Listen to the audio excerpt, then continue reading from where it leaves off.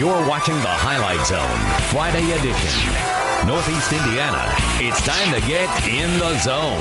A lot of senior leadership, I'll tell you that much. You can't turn the ball over like we did last week. Everybody has to go all out every game. Everyone needs to play their game. We're just going to have to play fast. It's a new week. Well, each team is like a turkey this time of year. All you want to do is stay alive through Thanksgiving. Local teams sticking their neck out in this semi-state edition of the Highlight Zone. A full buffet, and man, I love a good buffet. A full buffet of Northeast Indiana teams still playing, but only two of those sitting down at the dinner table tonight. The Churubusco Eagles trying to avoid getting plucked, while the Leo Lions were ready to roar. I like it, references. All right, that's where we're going to start before the season. The Purple Pride had never won a regional. That changed last week when Ryan Leiter hit Nick Silver for a touchdown with 11 seconds to go as Leo beat reigning state champ West Lafayette to advance to semi-state. A win tonight at South Bend St. Joseph, and the Lions would be in the 3A state title game. Let's go to South Bend for some of those highlights. You know all about Leo's story. Connor Kasser, perhaps the best player in school history, going down the first week of sectionals. First drive of this game for Leo. Yeah, it's Ryan Leiter to Kyle Marzek, a big gain. Then later on the drive, how about Leiter to the junior Gage Corner? How good has he been this season? That's a touchdown, and it's 7-zip Leo less than 2 minutes in. Yeah, and you can bet the Leo Nation was feeling good in South Bend.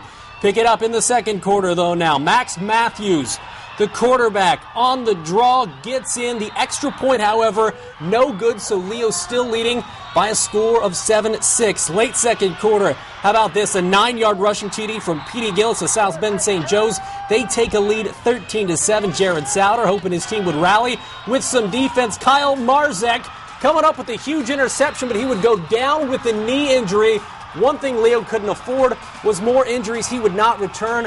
Knee injury for Marzek. How about this? In the third quarter, touchdown from South Bend St. Joe from Petey Gillis. That makes it 20-7, and this kind of summed up the whole game. Gage Corner hit hard, and Leo, what a dream run they've had in the playoffs, but it ends tonight in South Bend as they lose to South Bend St. Joseph 27-7.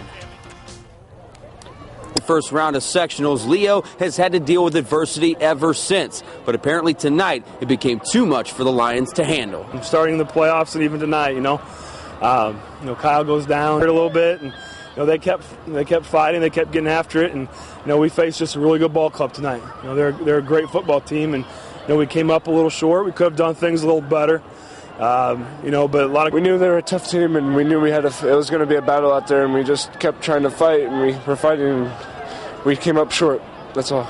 So even though Leo comes up short here at Semi-State, the Lions have plenty to be proud of this year. Their very first ever Semi-State berth and a school record 12 wins as the Lions finish the year 12-2. Reporting from South Bend, Ross Kinsey, News Channel 15.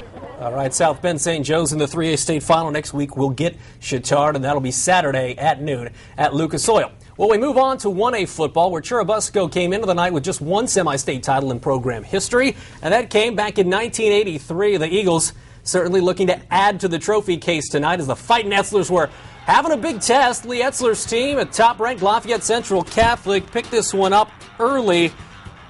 After a defensive stop, the Knights go to the air. Austin Munn hooks up with Neil Noonan.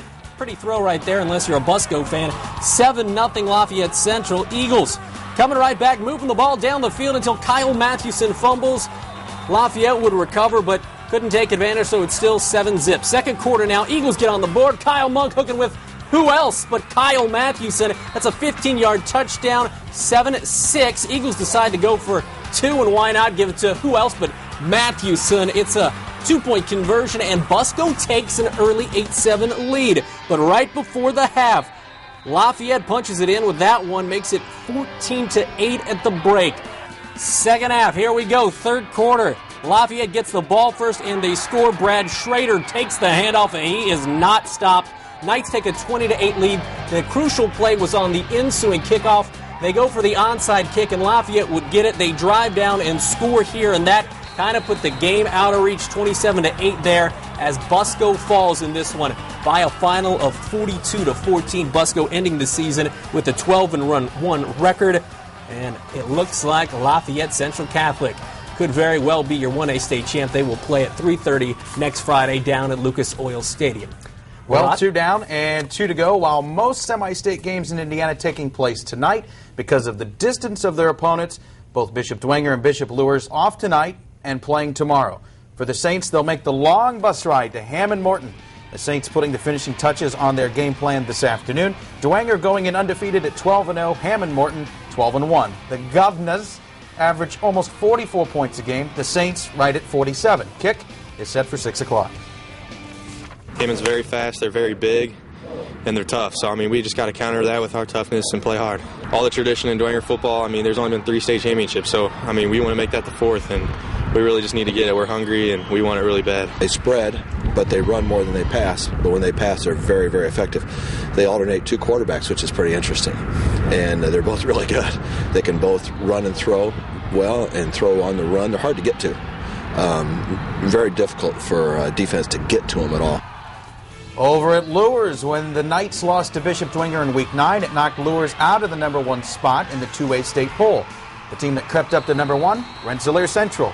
Tomorrow at Luers Field, we'll decide who the real #1 is. Knights hosting Rensselaer in semi-state. Kick is set for 7 o'clock. Well, they're definitely a great team. I mean, they're undefeated. Their linebackers are very good. They have a huge defensive line. They got some big kids up there. So our offensive line is going to do a great job for me and the running backs as well, making holes for us. And we're just going to go out and play our best game of the year. We've had week after week of excellent practices, and that's this time of year, that says a lot, I think, because it's hard to do, because it's been a long year, but the prize is so close you can almost taste it. So you hope that pushes you for this weekend and next.